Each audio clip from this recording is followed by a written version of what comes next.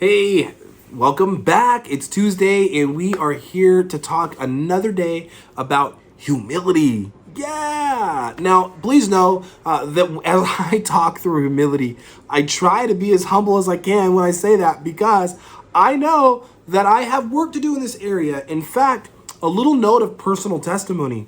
My goodness, when I first got in the ministry, when I first started serving in the church and first started kind of, I guess if you'd say, moving from volunteer to intern to assistant to pastor, director, all those different titles, right? One of my biggest things that I had to work through was my ability to be humble.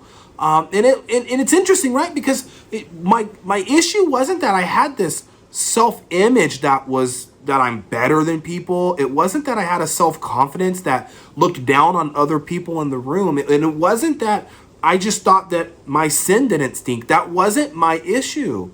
In fact, quite the opposite. If any of you know me, my story is that I have a low self-esteem and that I'm insecure and that I can struggle with my confidence, right? But I came from the corporate world. I came from being assistant vice president of Bank of America and a branch manager for Chase and to being in management for In-Shape Health Clubs, and I came from all these management roles, which in those roles you're kind of taught like to perform well and to be the highest achiever and to be the best employee, and all those things would be rewarded. They weren't seen as being prideful or as a person less than humble. It would actually be celebrated. Man, look how this person approaches their work and they're better than everybody and they're competitive. That would be celebrated. But I saw very quickly as I moved into ministry, wait a minute, trying to be better than other people and self-promote and move up the corporate ladder, that doesn't work in ministry.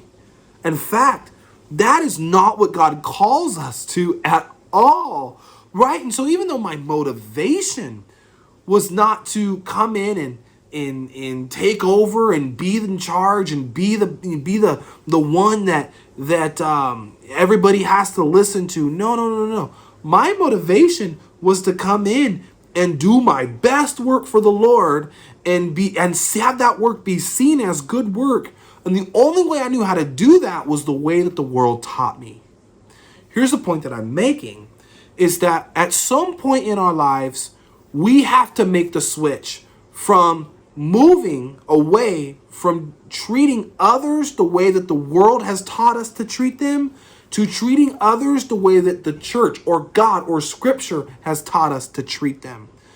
I came into ministry treating ministry like I did in the world, but ministry is actually what taught me how to treat the world.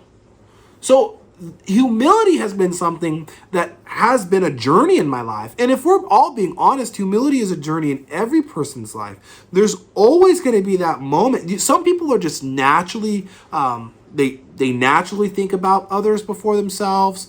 They naturally think about opening the door open for others. They'll hold the door. They serve other people's plates for something. But others, they have to work for that. And I want you to know that true humility does mean renouncing self for the sake of others. What's that mean? True humility means renouncing self for the sake of others. So if I had to break that down, what that means is this. True humility is a you before I approach to relationships, right? It's you before I, you before I. You before I renounce myself for the sake of you. I mean, that is what Jesus did. He literally did that in Luke chapter 22 when he said Jesus is in the garden. He's asking the Father if the cup of wrath would pass over him. And then he says, not my will, but your will. Why? He's saying, if I don't have to die this death in his humanity, right? As a person, if I don't have to be on that cross, please let that pass. But for the sake of Jake, for the sake of Calvin, for the sake of Maria, for the sake of Reuben, and for the sake of Jeff, and for the sake of Daniel, and for the sake of these people, I'll do it. Jesus renounced himself set himself aside for the sake of us. In the same way, we have to do that with others. Now, I know people do that naturally. Some do it naturally. I also know that most of us don't do it so naturally, and it takes work. And it takes you intentionally asking Jesus to show you areas where you can set yourself aside for the sake of other people, because that's what true humility does. That's what Jesus did for us and what he calls us to follow in his examples of how he lived. God bless. We'll talk to you tomorrow.